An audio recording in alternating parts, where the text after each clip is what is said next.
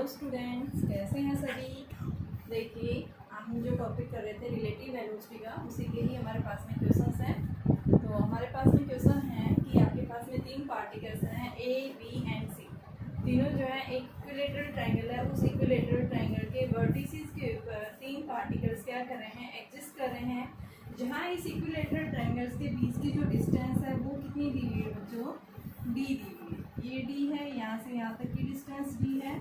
ये आपके पास में ए पॉइंट, ये B point and C point. ठीक है, इक्विलेटरल ट्रायंगल आप जानते हैं जिसके हर एक कॉर्नर्स के ऊपर क्या है, यानी कि एंगल इनके 60 डिग्री है। ठीक है, साइड इसकी इक्वल होती है। तो हमारे पास में इक्विलेटरल ट्रायंगल है ये। तो यहाँ पे बोल रहा है कि इनिशियली जो है आपके पास में each of particles moves with constant speeds always, यानी कि हमेशा पार्टिकल्स क्या करें, कांस्टेंट स्पीड से क्या करें।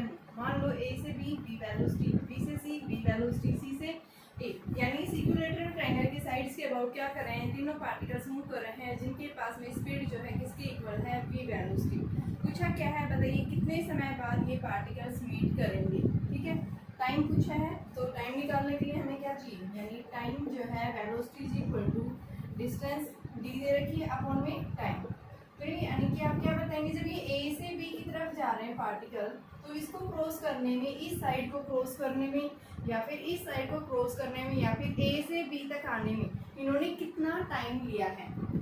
क्या निकालना आपको, calculate the time where the particles meet each other. तो मान लो आपके पास में सबसे पहले हम मान लिया कि जो है ये पार्टिकल्स कहाँ मीट करेंगे, सेंटर के ऊपर। कि आपके पास में ये जो फर्स्ट पार्टिकल है यहाँ से इस साइड पे है, यहाँ से इस साइड जा रहा है, यहाँ से यहाँ, तो यहाँ पे कहाँ मीट करेंगे, ये ओ पॉइंट के ऊपर। सबसे पहले हम कंसीडर करेंगे कि the particles will meet at the centre of triangles. Let particles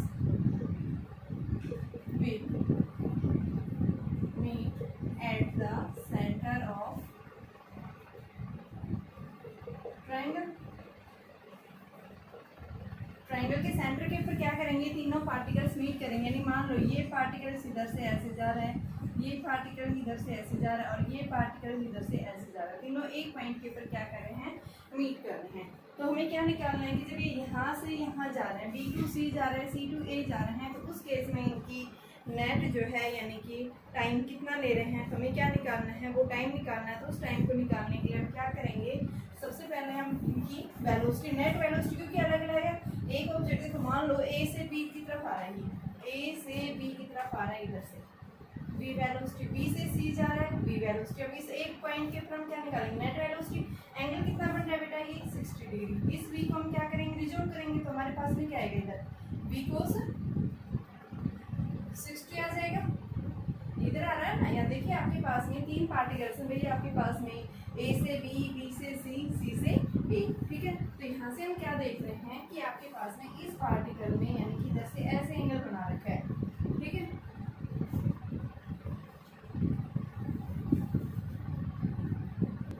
हमें इसकी नेट वेलोसिटी निकालनी है। नेट वेलोसिटी हम कैसे निकालेंगे, देखिए आपके पास में मान लो सी पे आ रही है, ये बी से सी, ये बी पॉइंट है, ये सी है, बी से सी गया बी वेलोसिटी, फिर सी से किधर जा रहा है, ए की तरफ, यहाँ पे आपके पास बी वेलोसिटी।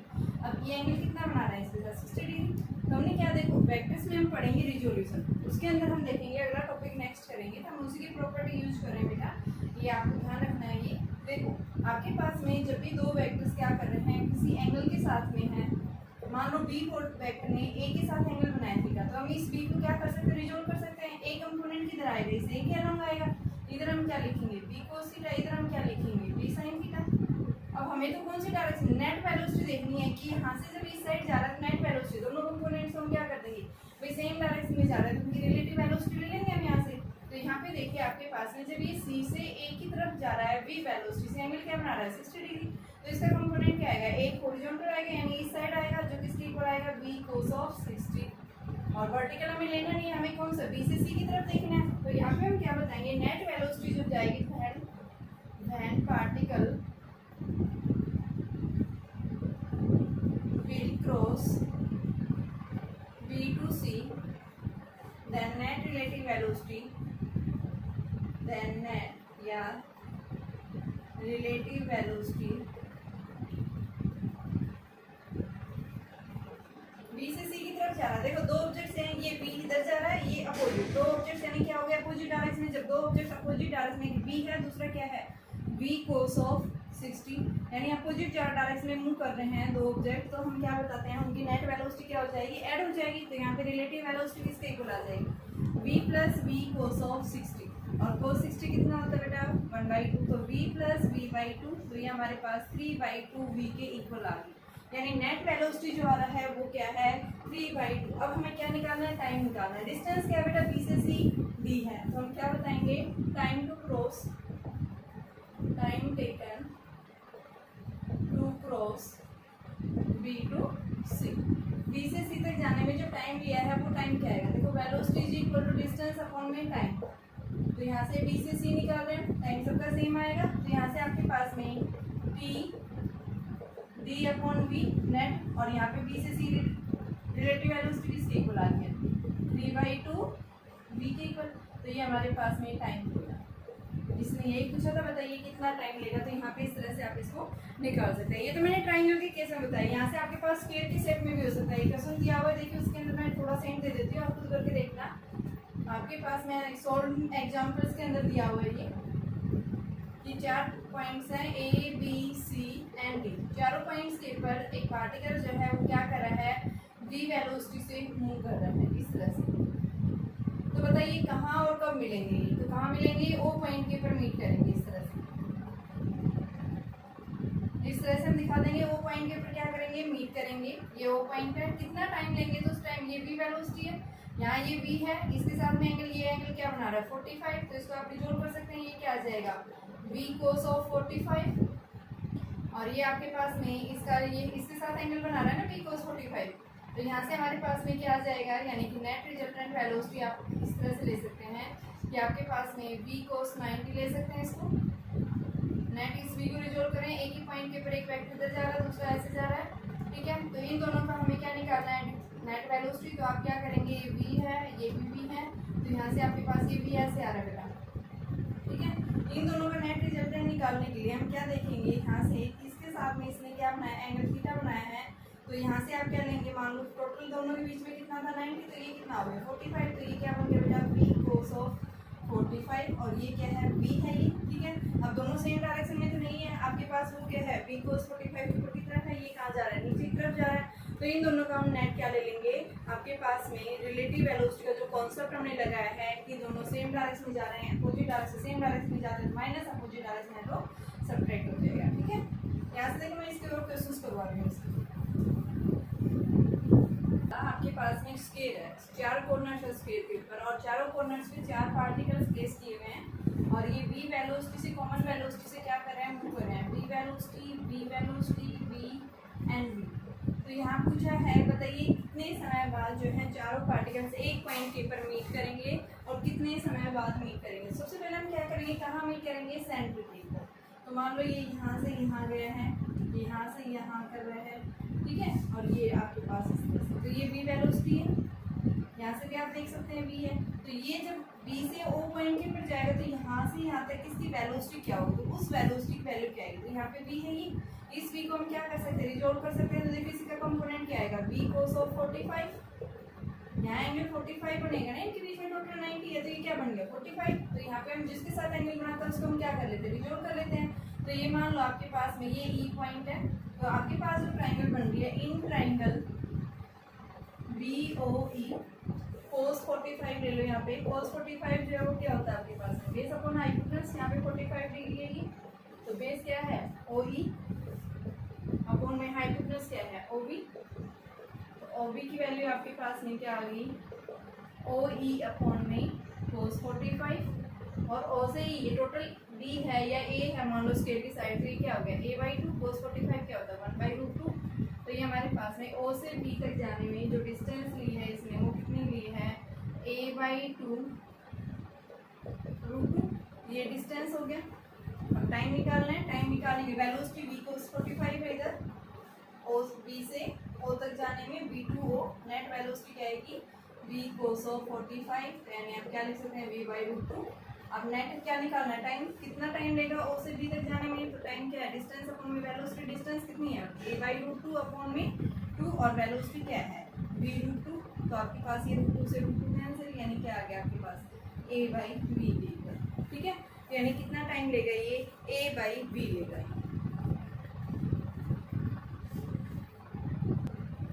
देखिए बेटा, एक क्वेश्चन दिया हुआ आपके पास में, क्या पूछा है, ए की रिलेटिव वेलोसिटी पूछी है, किसके रेस्पेक्ट में, बी के रेस्पेक्ट में। यहाँ दिया हुआ है ए ऑब्जेक्ट है, एक्स वाई प्लेन है ये, इस एक्स वाई प्लेन के अंदर ए ऑब्जेक्ट एक्स एक्सिस के अलोंग मूव कर रहा है, और जो वाई ऑब्जेक्ट है यानी सेकंड बी ऑब्जेक्ट जो है वो क्या कर रहा है, इस एक्स वाई प्लेन के अंदर 10 मीटर पर सेकंड की स्पीड से मूव कर रहा है, जिसने एंगल एक्स एक्सिस के साथ कितना बनाया है, 60 डिग्री का एंगल बनाया है। तो यहाँ पे क्या निकालना, आपको ए की रिलेटिव वेलोसिटी डिटरमाइन करनी है, किसके रेस्पेक्ट में, बी के रेस्पेक्ट में। तो इसको निकालने के लिए देखो आपके पास दो कंडीशन है, यानी किस तरह की कंडीशन है, ये आपके पास ए ऑब्जेक्ट जा रहा है, कितनी स्पीड से जा रहा है, ये 20 मीटर पर सेकंड की स्पीड से मूव कर रहा है, ये ए ऑब्जेक्ट किसके रेस्पेक्ट में दे रखी है रिलेटिव वेलोसिटी, आपको ग्राउंड के रेस्पेक्ट में। ग्राउंड का यानी मतलब क्या है, जिसके रेस्पेक्ट में भी गिवन होती है, यानी वो ऑब्जेक्ट किसके अंदर है, रेस्ट में है, ठीक है, उसकी नेट वेलोसिटी क्या है, 0। तो यहाँ जी क्या हो गया, 0। ए की दे रखी है यानी कितनी है, 20 मीटर पर सेकेंड है, ठीक है। अब सेकेंड हम क्या देखेंगे यहाँ से कि बी ऑब्जेक्ट जो है, मान लो ये आपके पास में बी है, ये कितना एंगल बना रहा है, यहाँ से 10 मीटर पर सेकंड की स्पीड से मूव कर रहा है, और एंगल कितना बना रहा है, 60। अब देखो यहाँ वेलोसिटी की नेट रिजल्टेंट वेलोसिटी नहीं दे रखी, तो हम क्या करेंगे, इसको नेट निकालेंगे। सबसे पहले एंगल बना रहा है तो यानी वेलोसिटी के यहाँ दो कंपोनेंट्स आएंगे, एक्स एक्सिस में भी आएगा, वाई एक्सिस में भी आएगा। हमें निकालना क्या है, ए की रिलेटिव वेलोसिटी निकालनी, किसके रेस्पेक्ट में, बी के रेस्पेक्ट में। और मैंने क्या बता रखा है, जिसके रेस्पेक्ट में निकालते हैं, यानी सेकंड ऑब्जेक्ट को आप क्या करो, इंपोज करो। तो ये किधर मूव कर रहा है, बी ऑब्जेक्ट ऊपर की तरफ, यानी उतनी वेलोसिटी आप क्या कर दो, इसको इंपोज कर दो। क्या बन गया, ये माइनस बी बी बन गया। अब इन दोनों का आप रिजल्टेंट निकाल सकते हैं, इन दोनों के बीच में आपके पास एंगल दिया हुआ है, तो यहाँ पे आपके पास अब क्या आ जाएगा, ये इधर करेंगे, ये माइनस वी बी जितना मैग्नीट्यूड था उतना ही क्या हो जाएगा, ऐड हो जाएगा, यानी इस साइड नेट वेलोसिटी क्या होगी, 0 होगी। हमने दोनों साइड इधर भी लिया, इधर भी लिया, तो ये आपके पास एंगल क्या आ गया, 120। अब इन दोनों का हम रिजल्टेंट निकाल सकते हैं, जिसके अंदर ए वेक्टर आपके पास इधर जा रहा है, कितनी वेलोसिटी से, 20 मीटर पर सेकेंड, और बी आपके पास इस साइड जा रहा है, कितनी स्पीड से जा रहा है, ये 10 मीटर पर सेकेंड की स्पीड से। एंगल दोनों के बीच में 120 है, तो इन दोनों का रिजल्टेंट हम पैरेललोग्राम लॉ ऑफ एडिशन से निकाल सकते हैं। पैरेललोग्राम लॉ ऑफ एडिशन का रिजल्टेंट याद रखिए, अभी इससे अगला टॉपिक करवाएंगे, हम वेक्टर्स पढ़ेंगे, तो उसमें रिजल्टेंट के लिए क्या फॉर्मूला होता है, रिजल्टेंट का फॉर्मूला निकालने के लिए आपके पास में इसका नेट रिजल्टेंट निकालते तो क्या आएगा बेटा, V A minus V B हो जाएगा, ठीक है। लेकिन अगर इसका मैग्नीट्यूड पूछा है, तो मैग्नीट्यूड निकालने के लिए हमारे पास में क्या फॉर्मूला होता है, वी ए स्क्वायर प्लस में वी बी स्क्वायर, मैग्नीट्यूड की फॉर्म में लेना है ये आपको, plus 2va vb cos of theta, और va vb किस फॉर्म में लेना है, मैग्नीट्यूड की फॉर्म में। तो ये हमें क्या देगा, नेट रिजल्टेंट देगा। तो यहाँ पे हम इसकी वैल्यू पुट करेंगे, तो r की वैल्यू हमारे पास किसके इक्वल आएगी, va कितना है 10, vb कितना है 20, plus 2 into 10 into 20 cos of कितना एंगल है 120 है, ठीक है। cos 120 कितना होता है, -1/2 होता है। तो यहाँ से इसको हम सोल्व करेंगे, तो हमारे पास में कितना आ जाएगा, 100 प्लस 400 प्लस 400 इंटू -1/2, तो ये कितना आ गया 200। तो आपके पास में 500 माइनस 200 यानी कि √300 क्या आ गई, ये रिजल्टेंट का मैग्नीट्यूड आ गई। अब हमें निकालना क्या था, यहाँ से इस रिजल्टेंट का मैग्नीट्यूड आप निकाल सकते हैं, जो किसके इक्वल आएगा 10√3।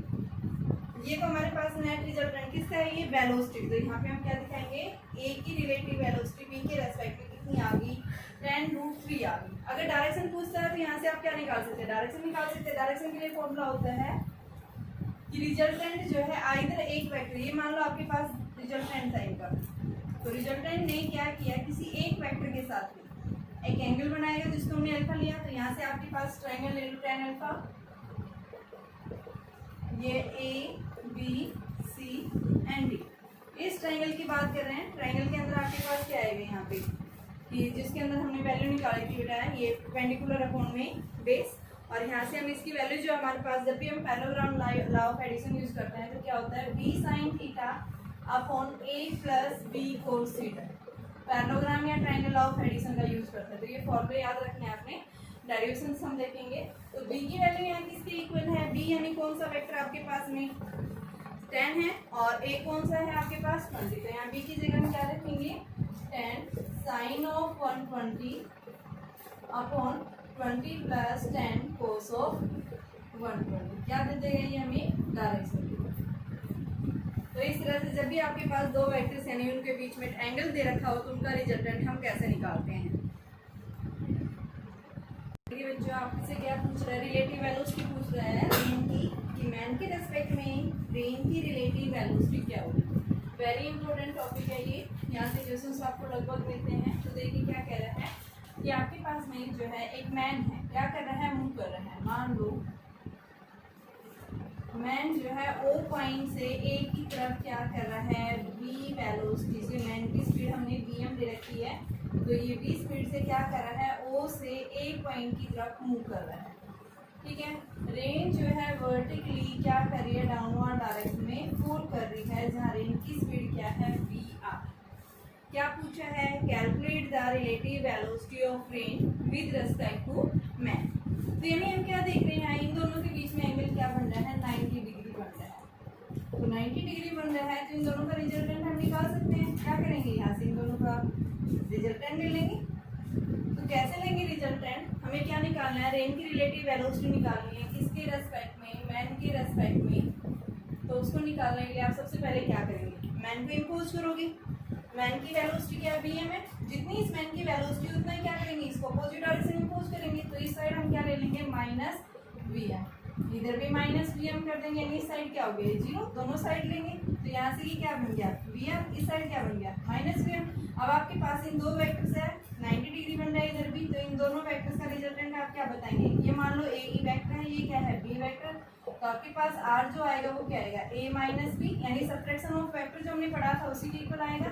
सब्ट्रैक्शन मैंने बताया था किस तरह से रिलेटिव वेलोसिटी अगर आपके पास में कैसे निकालते हैं, दो वेक्टर्स के बीच में अगर एंगल बन रहा है तो उनकी रिलेटिव वेलोसिटी हम कैसे निकालते हैं। उसके लिए मैंने सब्ट्रैक्शन ऑफ वेक्टर को आपको ड्राइव करके दिखाया था, तो वही यूज किया हमने। r is equal to a minus B हो गया है, b की वैल्यू माइनस है, a ये आ गया। अब हमें क्या पूछता है, अगर इस r का रिजल्टेंट पूछता है तो उस रिजल्टेंट को निकालने के लिए आप क्या करेंगे, r का क्या पूछेगा, अगर मैग्नीट्यूड पूछेगा तो यहाँ से हम क्या लेंगे कि मान लो यहाँ से जो क्वेश्चन पूछेगा कि बताइए मैन को जो है अपने आप को प्रोटेक्ट करने के लिए अम्ब्रेला को किस डायरेक्शन में होल्ड करें और उसकी रिलेटिव वेलोसिटी क्या होगी रेन की मैन के रेस्पेक्ट में। तो सबसे पहले हम क्या निकालेंगे, रिलेटिव वेलोसिटी निकालेंगे, किसकी, रेन की, किसके रेस्पेक्ट में, मैन के रेस्पेक्ट में। वो हमें कौन देगा, ये देगा इसका रिजल्टेंट। इसको हम क्या लिख सकते हैं, वी आर एम, और ये वी आर एम क्या आएगा बेटा, V R minus V M आएगा।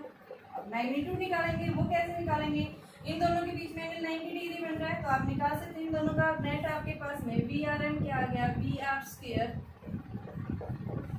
Plus V M square plus 2VR VM cos of 90, cos 90 क्या हो गया, जीरो। तो हमारे पास में क्या बन गया, VR स्क्वायर प्लस में VM स्क्वायर, ये हमारे पास में नेट रिलेटिव वेलोसिटी यानी इसका मैग्नीट्यूड आ गया। अब अगर डायरेक्शन की बात करें कि अम्ब्रेला की कौन सी डायरेक्शन में होल्ड करे कि वो अपने आप को बारिश से प्रोटेक्ट कर सके, तो हम क्या बताएंगे, उसके लिए देखो कि क्या करेगा कि जो रिलेटिव वेलोसिटी जो है डायरेक्शन के लिए हम क्या बताते हैं कि रिजल्टेंट आइदर ऑफ वेक्टर के साथ एक एंगल बनाएगा। तो आपके पास में जितना इस वेक्टर का मैग्नीट्यूड उतना ही हम क्या करेंगे, रेक्टेंगल ड्रॉ कर लें यहाँ से। ये क्या है यहाँ पे माइनस vm, ये क्या है आपके पास में vr, ठीक है। अब मान लो रिजल्टेंट ने इसके साथ में क्या बनाया है, वर्टिकल वेक्टर के साथ, यानी यहाँ इसके साथ एंगल क्या बनाया है, थीटा बनाया है। तो इतना ही एंगल कहाँ बनाएगा, ऊपर की तरफ बनाएगा, ये एंगल क्या हो जाएगा, थीटा। तो इधर क्या करेगा, इस डायरेक्शन में अम्ब्रेला को होल्ड करेगा ताकि वो अपने आप को क्या कर सके, प्रोटेक्ट कर सके बारिश से। ये क्या है, अम्ब्रेला,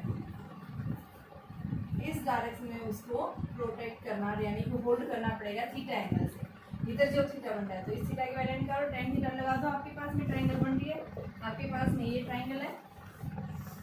तो ये क्या देगा, परपेंडिकुलर अपॉन बेस, तो परपेंडिकुलर आपके पास में ये है, यानी क्या आ जाएगा V R by V M. तो ये आपके पास में theta is equal to tan inverse V R by V M, यानी इतने एंगल से जो है उसको क्या करना पड़ेगा, यहाँ से वेलोसिटी देखो बेटा, यहाँ से आपके पास में ये है आपके पास ये परपेंडिकुलर, ये इसका बेस और ये इसका हाइट के पास है, ठीक है। तो हम यहाँ से जो बता रहे हैं ये मान लो थीटा एंगल है, और ये आपके पास परपेंडिकुलर बन रहा है। तो ये आपके पास में यहाँ से जो ट्राइंगल बन रही है उस केस में हम क्या बताते हैं, पूरा लिखिए ना।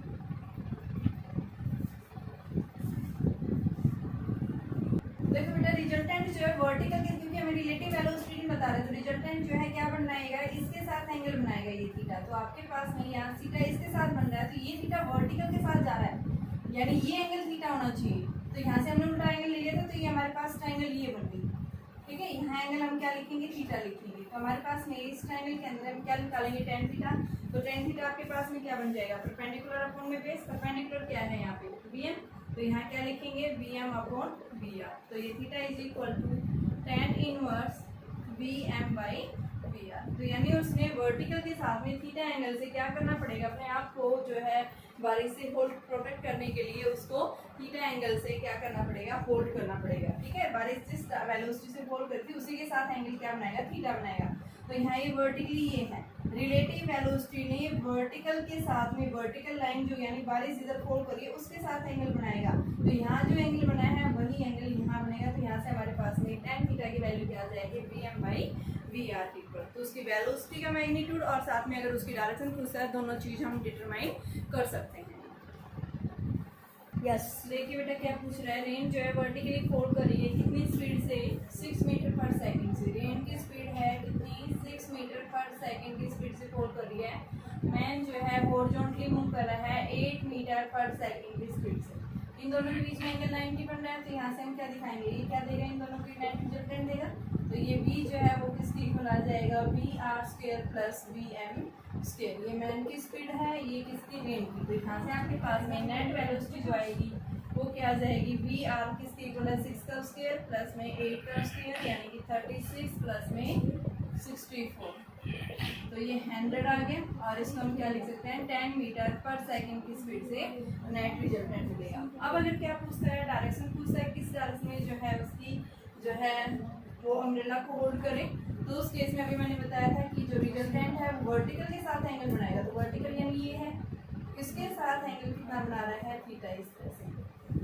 ठीक है, तो इसी एंगल से वो वर्टिकली आपको डायरेक्शन में होल्ड करेगा। तो यहाँ से आपके पास tan थीटा ले लो। tan थीटा क्या होता है, परपेंडिकुलर अपॉन में बेस। तो ये परपेंडिकुलर हो गया, इसकी वैल्यू कितनी है, 8/6।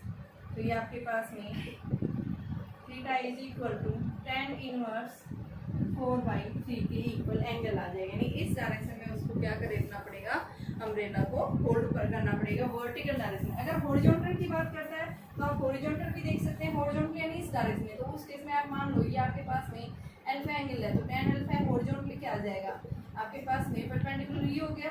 तो उस केस में bm की वैल्यू, br की वैल्यू कितनी आएगी, 6/8। तो ये alpha is equal to tan inverse 3/4। यहाँ पे आप लिखेंगे ये हॉरिजॉन्टली एंगल बनाया है और ये किसके साथ बनाया है, वर्टिकली एंगल बनाया है। ये ध्यान रखना है कि किसके साथ एंगल बना रहे हैं। जो अभी अगला चैप्टर हमारे पास में आता है वेक्टर्स। ठीक है, अभी तक हमने क्या पढ़ा था, uniform motion in a straight line हमने टॉपिक पढ़ा था। काइनेमेटिक्स के अंदर टॉपिक हमारा चल रहा है। अभी जो नेक्स्ट टॉपिक आता है वेक्टर्स है। सबसे पहले वेक्टर्स होते क्या हैं, देखो हमने क्या बताया था, सबसे पहले फिजिकल क्वांटिटी को दो पार्ट्स में क्या किया गया है, क्लासीफाई किया गया है। कि आपके पास में कुछ क्वांटिटीज ऐसी हैं जो स्केलर फॉर्म में होती हैं, कुछ क्वांटिटीज हमारे पास में वेक्टर फॉर्म में होती है। ठीक है, तो सबसे पहले हम बताते हैं फिजिकल क्वांटिटी को क्लासीफाई किया गया है, physical quantities can be classified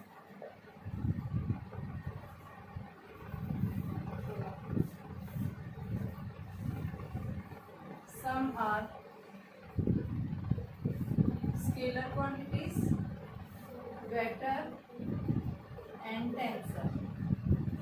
तीन पार्ट्स में इनको क्या किया गया है, क्लासीफाई किया गया है। हम ओनली यहाँ पे दो पार्ट्स के बारे में पढ़ेंगे कि जो फिजिकल क्वांटिटीज जो होती हैं, इन फिजिकल क्वांटिटी को हम क्या कर सकते हैं, यानी कि हमारे पास में क्वांटिटीज बहुत सारी होती हैं। तो इन क्वांटिटीज को हम क्या बता सकते हैं, उनको क्लासीफाई कर सकते हैं कि कौन सी क्वांटिटी आपके पास में स्केलर है, कौन सी क्वांटिटी आपके पास में वेक्टर क्वांटिटी है। ठीक है, तो यहाँ पे हम क्या बताते हैं, तीसरी क्वांटिटी आती है हमारे पास टेंसर। ये टेंसर जो हम हायर क्लासेस में इसका नाम पढ़ेंगे, अभी सिर्फ हम ये ध्यान रखेंगे कि कुछ स्केलर क्वांटिटीज ऐसी होती है जिनको हम क्या बताते हैं, टेंसर्स बताते हैं। ठीक है, तो यहाँ से देखिए, सबसे पहले हम क्या बताते हैं कि आपके पास में स्केलर क्वांटिटीज क्या होती है। Scalar quantities those quantity which gives only magnitude. क्या देती है ये? ओनली मैग्नीट्यूड बताती है। मैग्नीट्यूड का मतलब, मान लो मेरे पास में क्या है, length of the scale. Scale की लेंथ कितनी है? 100 मीटर या 1 मीटर। तो ये 100 जो है ये क्या दे रहा है? इसका मैग्नीट्यूड। क्या क्लासिफाई कर रही है? उसके मैग्नीट्यूड को। जिसमें बताया 5 सेंटीमीटर, 5 मीटर, 5 मीटर या 5 सेंटीमीटर दे रहे हैं, तो उसको मीटर में चेंज करेंगे, 500 सेंटीमीटर हो जाएगा। तो यहाँ पे हम क्या बताते हैं, ये जो आगे न्यूमेरिकल वैल्यू आ रही है क्या बताता है? उसका मैग्नीट्यूड, उसके साइज के बारे में क्लासिफाई करता है, यानी कि क्या है वो? Scalar quantity. तो हम क्या बताते हैं? सबसे पहले फिजिकल क्वांटिटीज क्या होती है? Physical quantities those quantities which can be, यानी कि हम फिजिक्स की टर्म में क्वांटिटीज को क्या कर सकते हैं? मेजरमेंट कर सकते हैं। तो क्या कहलाती है वो? Physical quantity. किसी भी क्वांटिटी को हम जब भी रिप्रेजेंट करते हैं, किससे रिप्रेजेंट करते हैं? क्यू से। ये जो क्यू है ये क्या कहलाती है? एक फिजिकल क्वांटिटी कहलाती है।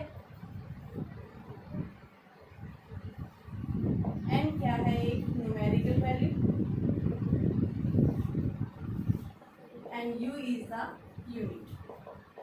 ठीक है, अभी हमने क्या पढ़ाया था कि आपके पास में किसी फिजिकल क्वांटिटी को आप किस में लिख सकते हैं? एसआई सिस्टम में लिख सकते हैं, सीजीएस में लिख सकते हैं, एफपीएस में लिख सकते हैं। किसी भी क्वांटिटी को जितनी उसकी बड़ी यूनिट होगी उसके पास में मैग्नीट्यूड क्या होगा? उतना ही स्मॉल होगा। अगर आपने किसी फिजिकल क्वांटिटी को जितनी स्मॉल, यानी सिस्टम में आप उसको रिप्रेजेंट कर रहे हैं, उसके पास में क्या होगा? उतना ही ज़्यादा जो है न्यूमेरिकल वैल्यू ज़्यादा मिलेगी। तो यानी कि हम क्या बताते हैं? न्यूमेरिकल वैल्यू जो है इनवर्सली प्रोपोर्शनल होती है किसके ऊपर? सिस्टम ऑफ यूनिट्स के ऊपर। ठीक है, यूनिट्स के इनवर्सली, यानी यूनिट बड़ी है तो एन की वैल्यू स्मॉल, यूनिट अगर स्मॉल है तो आपके पास में एन की वैल्यू क्या हो जाती है? लार्ज हो जाती है। तो यानी हम क्या बताते हैं? सबसे पहले स्केलर क्वांटिटीज क्या होती है? स्केलर क्वांटिटीज वो क्वांटिटीज होती हैं जिनके पास में ओनली क्या होता है? मैग्नीट्यूड होता है। ये कोई डायरेक्शन नहीं देता। वेक्टर के अंदर आ जाओगे। वेक्टर क्वांटिटीज क्या होती है? यानी कि ऐसी क्वांटिटीज जो उनके पास में क्या होता है? मैग्नीट्यूड होता है एज वेल एज डायरेक्शन। यानी इनके पास में दोनों होते हैं, मैग्नीट्यूड भी होता है, डायरेक्शन। जैसे मैं बात करूँ सबसे पहले स्केलर। अब यहाँ पे देखो बेटा, स्केलर क्वांटिटी आप सिर्फ मैग्नीट्यूड के बेस पर नहीं बता सकते हैं। हमारे पास कुछ क्वांटिटीज ऐसी होती है जिनके पास मैग्नीट्यूड भी होता है, डायरेक्शन भी होती है, फिर भी हम उसको स्केलर कहते हैं। जैसे प्रेशर है, आपके पास इलेक्ट्रिक करंट है, उनको हम क्यों लेते हैं स्केलर? तो इसका रीजन क्या बताएंगे कि वो क्या करता है, जब भी आप किसी भी स्केलर क्वांटिटी को यानी कि उनका एडिशन करते हैं तो वो वेक्टर लॉ ऑफ एडिशन को फॉलो नहीं करती। उसको हम क्या कर सकते हैं? Simple law of algebra addition से हम उसको ऐड कर सकते हैं। ठीक है, यानी जैसे ऑर्डिनरी लॉ आपने अलजेब्रा पढ़ा है, जब भी आप क्या कर रहे हैं अलजेब्रा के केस में दो क्वांटिटीज का एडिशन कर रहे हैं, तो मान लो आपने क्या लिखा, 2 + 1 कितना हो गया? 3 हो गया। लेकिन अगर वेक्टर होगी तो आप उसको 3 नहीं लिख सकते। आप उसके लिए क्या निकालते हैं? रिजल्टेंट निकालने के लिए उसका हम फॉर्मूला निकालते हैं। ठीक है, जो पैरेललोग्राम और ट्रायंगल लॉ ऑफ एडिशन के अंदर हम यूज करते हैं। तो यानी हम यहाँ से स्केलर क्वांटिटी को सिर्फ इसके मैग्नीट्यूड से हम इसको डिफाइन नहीं कर सकते। हम यहाँ से क्या बताएंगे? स्केलर क्वांटिटीज कौन सी होती है जो क्या करता है, जिसके पास में ओनली क्या होता है? मैग्नीट्यूड होता है। और साथ में हम क्या बताएंगे कि इन क्वांटिटीज के पास में, यानी कि क्वांटिटीज जो है कम्प्लीटली जो है एक नंबर से इनको रिप्रेजेंट किया जाता है, और ये ऑर्डिनरी रूल्स ऑफ अलजेब्रा जो है अप्लीकेबल होते हैं। ठीक है, तो इसके लिए आप क्या लिख सकते हैं? ऑर्डिनरी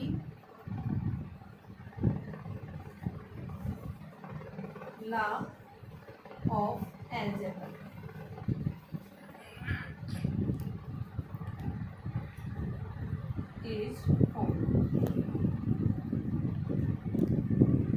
जैसे आप एडिशन करते हैं, एडिशन में a + b, 2 + 3 5 लिख दिया, सब्ट्रैक्शन लिख दिया। ठीक है, डिवीजन कर दिया हमका। तो इस तरह से यानी ऑर्डिनरी लॉ ऑफ एडिशन को क्या करती है? ये फॉलो करती है। तो उसको हम क्या बोलते हैं? क्या है ये? स्केलर क्वांटिटीज है। जैसे इसके एग्जाम्पल हम बता सकते हैं, मास है, हाँ, तो यानी जैसे हम बता रहे हैं इसके एग्जांपल्स, मास है, स्पीड है, आपके पास में टेम्परेचर है, इलेक्ट्रिक करंट है, यानी ये सब क्या है हमारे पास में जो है स्केलर क्वांटिटीज। इन स्केलर क्वांटिटीज यानी हम क्या करते हैं? ओनली न्यूमेरिकल वैल्यू की फॉर्म में रिप्रेजेंट करते हैं। जैसे मैंने बताया 5 kg, तो ये 5 क्या है? इसकी न्यूमेरिकल वैल्यू। क्या दे रहा है? इसका मैग्नीट्यूड दे रहा है। तो आप क्या बताएंगे? स्केलर क्वांटिटीज कौन सी होती है? स्केलर क्वांटिटीज वो क्वांटिटीज होती हैं जिनके पास में क्या होता है? ओनली मैग्नीट्यूड होता है, इनके पास कोई डायरेक्शन नहीं होती। और ये क्या करते हैं? इनको हम सिंपल लॉ ऑफ ऑर्डिनरी जो है एडिशन यानी ऑर्डिनरी लॉ ऑफ अलजेब्रा को क्या करते हैं? ये फॉलो करते हैं। यानी इसको हम क्या कहते हैं? क्या है? स्केलर है।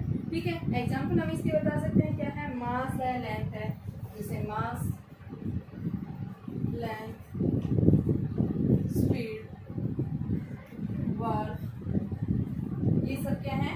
और आपके पास में इलेक्ट्रिक करंट आता है। सबसे ज़्यादा इंपॉर्टेंट बच्चे इसीलिए कंफ्यूज होते हैं, इलेक्ट्रिक करंट, प्रेशर, वर्क। इन सब के अंदर क्या होता है कि इलेक्ट्रिक फ्लक्स आगे हम पढ़ेंगे। ये सब क्या है हमारे पास में स्केलर क्वांटिटीज है। इनके पास डायरेक्शन भी होती है, लेकिन फिर भी हम इनको क्या बोलते हैं, स्केलर क्वांटिटीज क्यों बोलते हैं। क्यों बोलते हैं उसका रीजन देखिए, अभी हम इनके बारे में पढ़ रहे हैं पहले। तो सबसे पहले देखिए मैं इलेक्ट्रिक करंट, मान लो यहाँ से आपके पास किसी सर्किट के अंदर करंट आया है, यहाँ पे ये क्या आ गया, एक नोड आ गया, यहाँ से कितना 7 एम्पीयर करंट आया, यहाँ से करंट जो है डिवाइड हो गया, इस आर्म के अंदर 2 एम्पीयर करंट चला गया, इस आर्म में 5 एम्पीयर करंट चला गया। तो यानी कि हम क्या बता रहे हैं कि देखो ये नोड है, नोड यानी कि जहाँ पे 2 या 2 से अधिक करंट एक पॉइंट के ऊपर आकर मीट कर जाते हैं तो वो नोड कहलाता है। तो यहाँ पे क्या कह रहा है, करंट जितना एंटर कर रहा है यानी entering current will be equal to the current of leaving, यानी से बाहर निकल रहा है तो 2 + 5 कितना आ गया, 7 आ गया यहाँ से।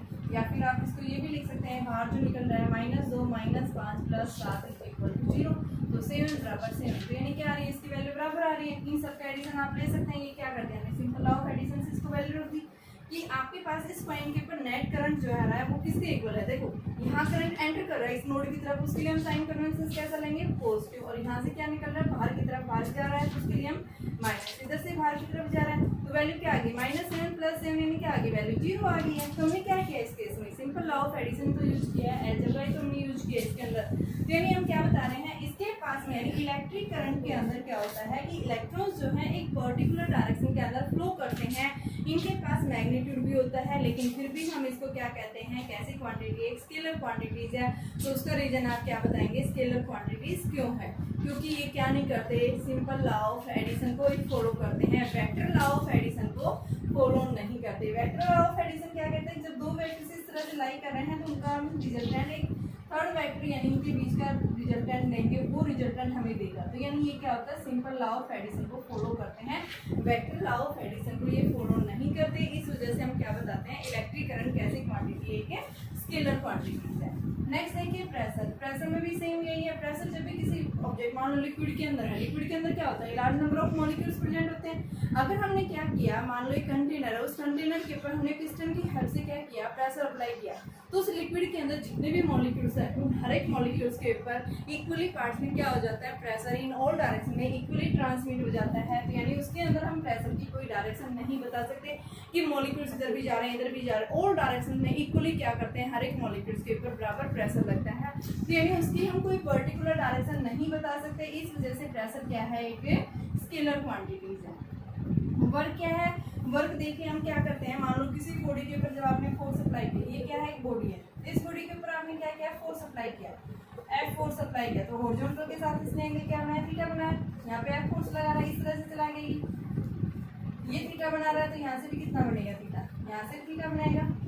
तो ये क्या आएगा, इसका एफ का कंपोनेंट एफ cos थीटा, और बॉडी यहाँ से यहाँ डिस्प्लेस कर गई। तो बेटा जब कोई बॉडी एक पॉइंट से दूसरे पॉइंट की तरफ डिस्प्लेस करेगी तो net work done, work done क्या होता है, फोर्स इंटू डिस्प्लेसमेंट, तो क्या आएगी, एफ एस cos थीटा। और cos थीटा ये आ रहा है, तो हम आगे पढ़ेंगे डॉट प्रोडक्ट क्या होता है, स्केलर, तो इसको हम क्या लिख सकते हैं, एफ डॉट एस। तो इस वजह से हम क्या बताते हैं, वर्क डन क्या है, एक स्केलर प्रोडक्ट है, क्योंकि फोर्स और डिस्प्लेसमेंट के बीच में एंगल कैसा आता है, कोसाइन का, और कोसाइन जो एंगल आ रहा है यानी वो क्या है आपके पास में एक स्केलर यानी डॉट प्रोडक्ट, और डॉट प्रोडक्ट कैसा होता है, स्केलर प्रोडक्ट होता है। इलेक्ट्रिक फ्लक्स, इलेक्ट्रिक फ्लक्स क्या होता है कि मान लो कोई भी सरफेस रखा हो, नॉर्मली पेस किया हुआ है, इस सरफेस में से कितनी फील्ड लाइंस जो है वो एंटर हुई और बाहर निकल गई, ठीक है। तो ये भी सरफेस का आपने नॉर्मल लिया, जितनी एंटर की जितनी बाहर निकल गई, इसके अंदर तो कोई एग्जिस्ट नहीं कर रही है, ठीक है। तो यानी कि हम क्या बताएंगे, फ्लक्स भी क्या है आपके पास में एक स्केलर क्वांटिटीज है।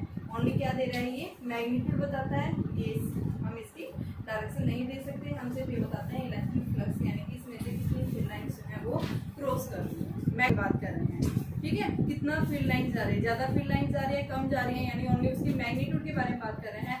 तो आपके पास में क्या आएगा, यहाँ पे इलेक्ट्रिक फ्लक्स जो आएगा वो एक स्केलर क्वांटिटीज आएगा। देखिए अभी नेक्स्ट आता है बेटा वेक्टर क्वांटिटीज। वेक्टर क्वांटिटीज कौन सी होती है, जिनके पास में मैग्नीट्यूड भी हो और साथ साथ में क्या हो, डायरेक्शन हो, यानी ऐसी क्वांटिटी को हम क्या कहते हैं, वेक्टर क्वांटिटीज। ये वेक्टर क्वांटिटीज क्यों बोल रहे हैं, क्योंकि मैग्नीट्यूड के साथ साथ डायरेक्शन देती हैं और इनको हम क्या कर सकते हैं, वेक्टर एडिशंस को ये क्या करते हैं, फॉलो करते हैं। जैसे एग्जांपल हम बताते हैं, क्या है, डिस्प्लेसमेंट है आपके पास में, वेलोसिटी है,